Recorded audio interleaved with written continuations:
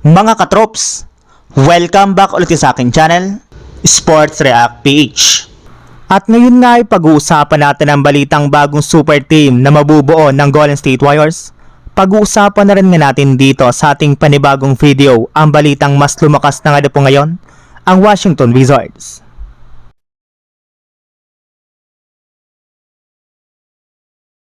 Bukod nga po mga katrops sa pagpapaperma ng Golden State Warriors ng contract extension sa kanilang dalawang center na sina Al Horford at Kristaps Porzingis, ay wala na nga pong ginawang move ang kanilang front office sa free agency ngayong offseason, kaya medyo naiinip na nga po mga fans ng JSW sa kanilang kupunan.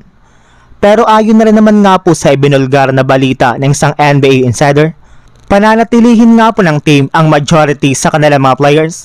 Gayong wala na rin naman nga po silang masyadong kukunin na manlalaro sa free agency market, pero na lang kay Lebron na siyang nag-iisang player na target nga po nila ditong makuha sa mga susunod na araw.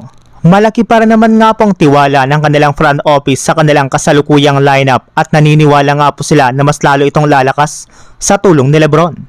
At dahil nga po dyan, kasalukuyan na nga po nilang kinakausap at nire-recruit ngayon si Lebron na sumali sa team. Since kapag nakuha nga po nila ito ay naniniwala nga po sila na makakabuo ang JSW ng pinakabagong super team. Samantala, punta naman tayo sa ating sunod na pag-uusapan sa balitang mas lumakas na nga po ngayon, ang Washington Wizards. Matapos nga po na ibulgar ng Washington Wizards na hindi na nga po nila ititrade pa si Anthony Davis ngayong offseason, ay nagpo-focus na nga po ang kanilang front office sa pagsaayos ngayon ng kanilang lineup.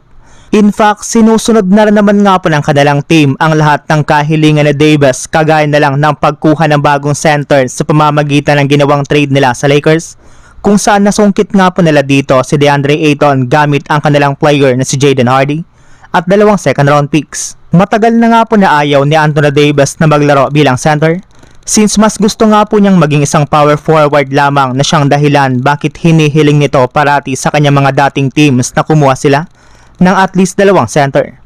Mas nagiging epektibo nga po ang kanyang galaw sa loob ng court kapag meron siyang kasama na legit na center. Kaya dahil nga po sa ginawang pagkuha nila sa former number 1 pick na si DeAndre Ayton, ay sigurado nga po na meron ng ipapalag ang Washington Wizards.